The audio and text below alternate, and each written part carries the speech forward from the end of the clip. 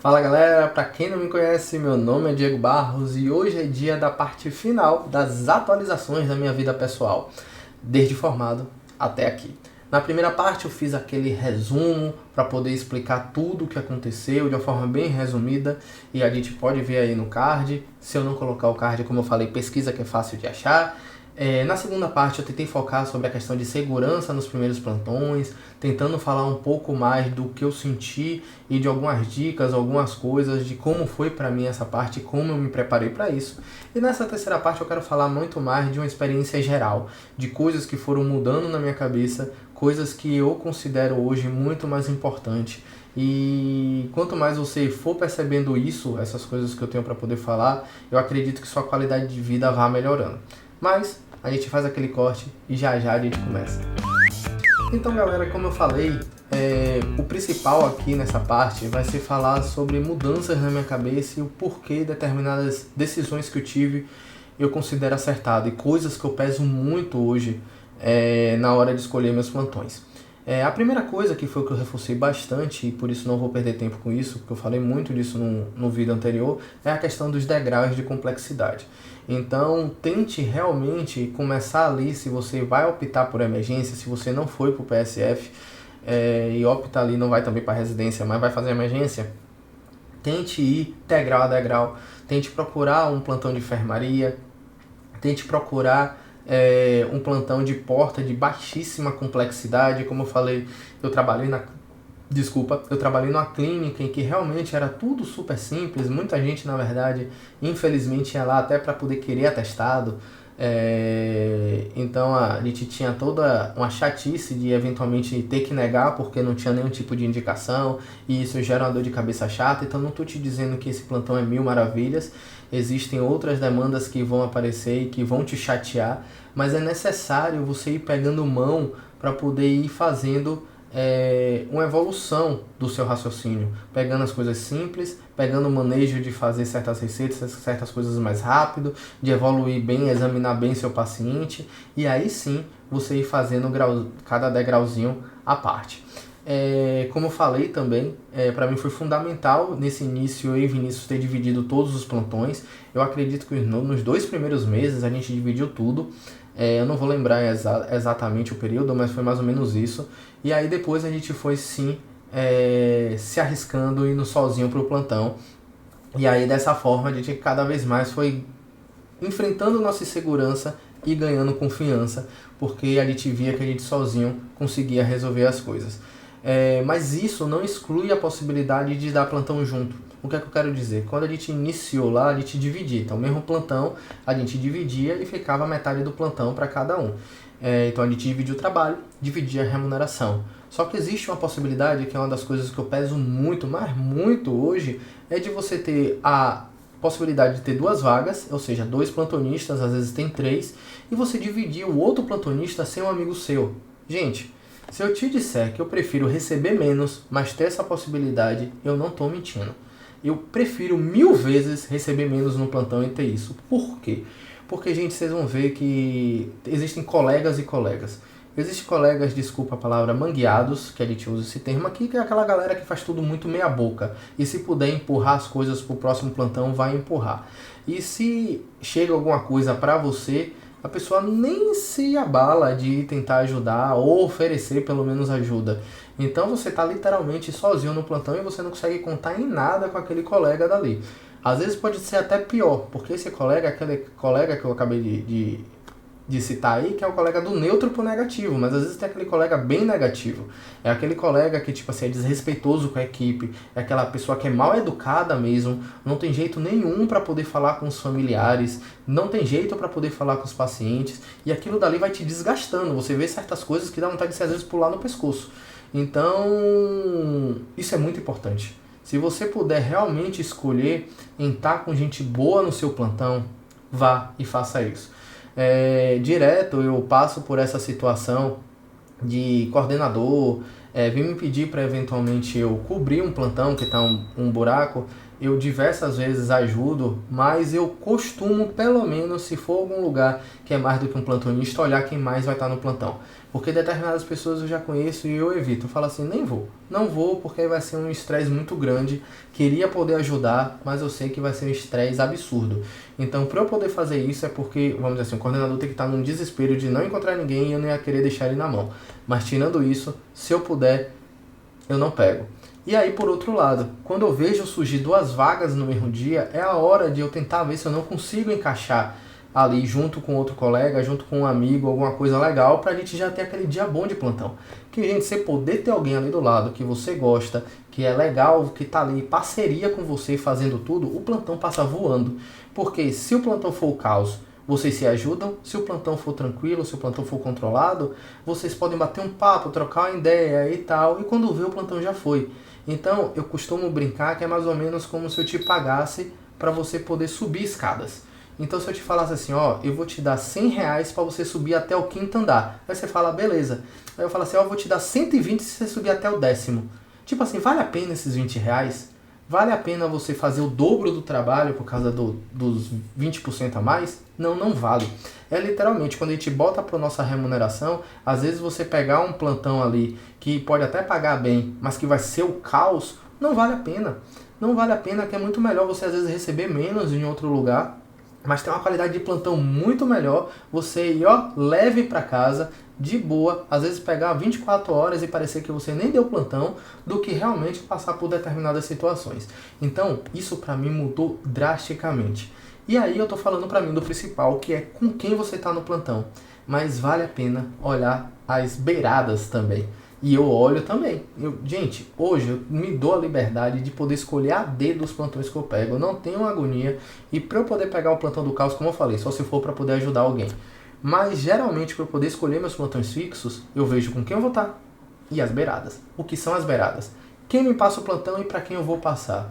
Eventualmente, antes de eu pegar um fixo, eu gosto de ir para o plantão como um coringa, sem aceitar logo essa responsabilidade. Normalmente eu falo assim, não, eu faço essa semana e depois a gente vê. Por quê? Porque aí eu vou ver quem vai me passar o plantão, porque pode ser aquele colega mangueado, aquele colega que vai deixar tudo para você fazer, o colega que foi incapaz de levar os pacientes que tinham para poder fazer exame na tomografia, alguma coisa, procedimento ele empurrou, prescrição às vezes deixou mal feito e coisas por aí. Ou seja, seu plantão vai ser muito mais trabalhoso, porque o colega anterior é um colega mangueado, e tem um colega de depois. O que é que eu me preocupo? O colega é desrespeitoso com o horário. É aquele colega que acha que é de boa chegar às 7h30. Entendeu? Então, assim, também não pego. Porque se você juntar de 30 em 30 minutos, e assim, é um colega que acha que é de boa às 7h30, mas vai ter vezes que ele vai chegar às 8. Você somar, você às vezes, durante um mês ali, tá dando um plantão pra ele. Se não for em um mês, em 2 meses. Então, assim, você acha justo? Não. Às vezes você tá cansado, às vezes foi aquele plantão pesado, você só quer que dá 7 horas e se mandar.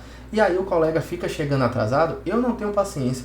Quem me conhece, quem recebe meus plantões, sabe que eu tô lá normalmente até antes de 7 horas, mas no máximo ali até 7h10 eu chego, justamente porque eu sei que o colega dali, ele precisa sair. A responsabilidade é minha. Ah, mas eu tô vindo de outro plantão. Pode acontecer? Pode. Mas entenda, a decisão de vir de outro plantão foi sua. Você não pode fazer outra pessoa pagar o preço da sua escolha. Então, se você vai para outro plantão, tente ver se o colega de lá não consegue chegar mais cedo para te liberar mais cedo e você vir para cá. Tente conversar isso, tente ver se é de boa para a pessoa que você rende e você ficar vindo de outro plantão. Se a pessoa acha normal você chegar às 7h40, 7h50, porque senão, infelizmente, você vai ter que escolher um dos dois.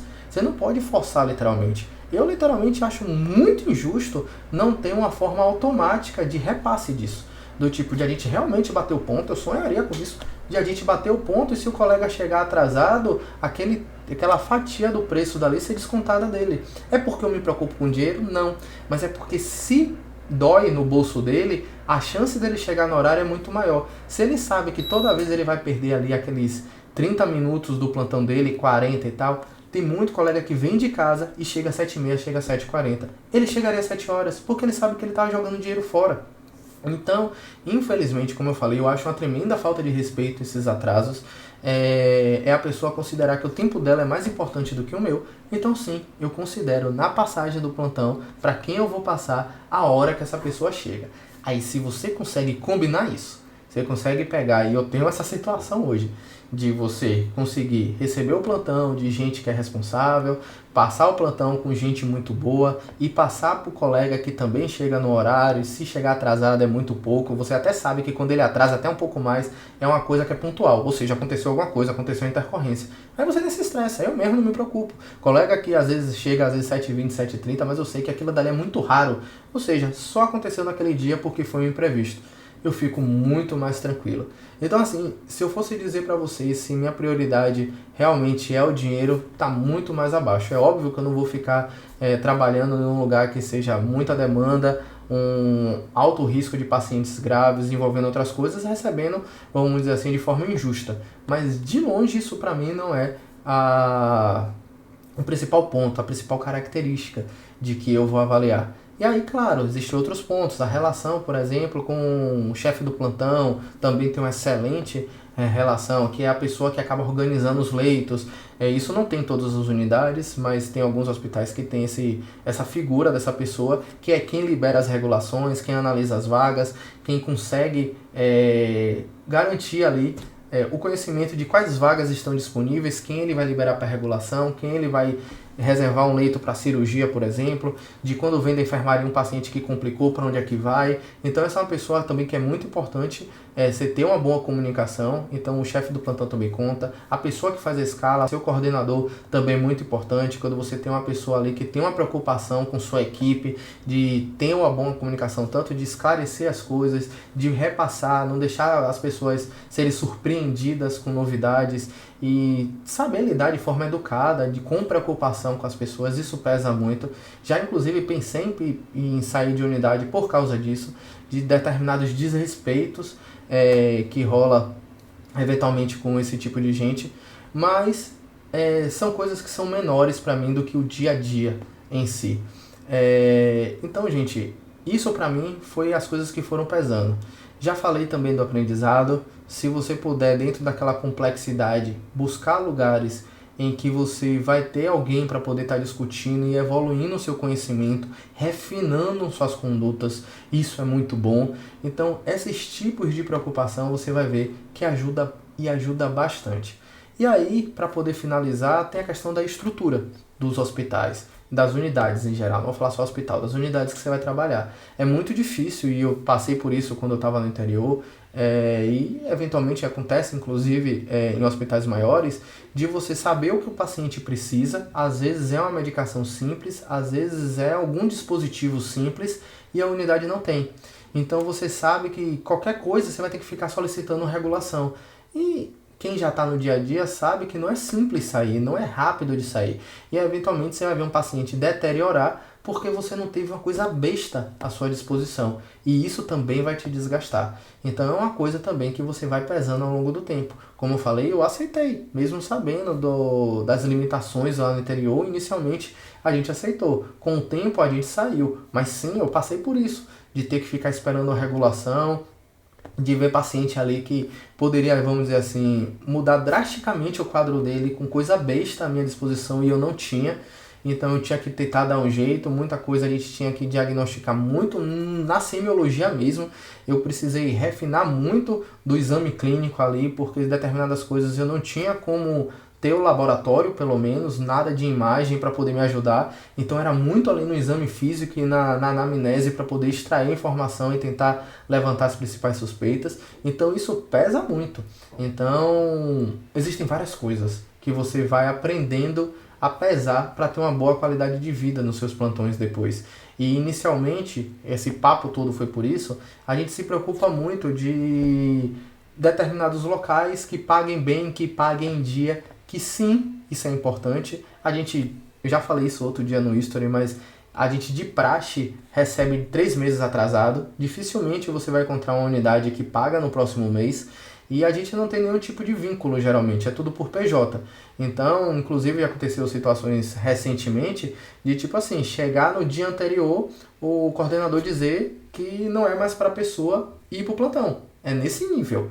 Então, você não pode fazer isso. Você não pode chegar e dizer, semana que vem eu não vou mais. Você tem que avisar com antecedência, tem que ter um período para ele cobrir a escala. Mas se você chega e fala assim, não vou mais amanhã eu não vou, o caos está instaurado.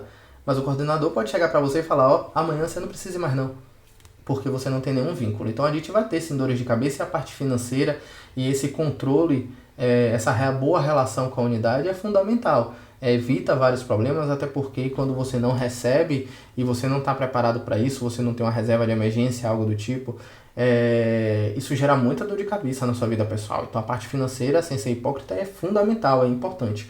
Mas eu quis trazer esses outros pontos para vocês refletirem também, porque vocês vão ver que isso muda muito, muito o seu dia a dia, tá bom? E aí eu falei também de reserva de emergência, lembrando que lá no Experiência MR a gente tem um módulo só de desenvolvimento pessoal, em que eu já inclusive concluí que eu trouxe tudo do básico de investimento, inclusive montando carteira com a galera ali dentro da corretora, falando dos tipos de renda fixa, renda variável, diversos tipos de investimento que você pode fazer, até de criptomoeda, Bitcoin, a gente falou também. Então, essa parte financeira, que se você quiser ter um pouco mais de controle, se organizar melhor, a gente tem esse material também na Experiência MR. Então, além de conteúdos para prática, conteúdos para prova, a gente tem também esse material em que eu quero também ir aprimorando com outras áreas que ajudam a gente na vida médica. Beleza? Então, galera, eu espero que vocês tenham gostado dessas 3 partes aí que eu trouxe para poder atualizar mais vocês. Espero que vocês tenham ciência agora de uma vez por todas que a gente não está mais na Sanar, a gente tem nossa própria plataforma, os próprios projetos agora que a gente tem para poder fazer. Sim, já estamos todos formados, já passamos por tudo isso aí que eu contei.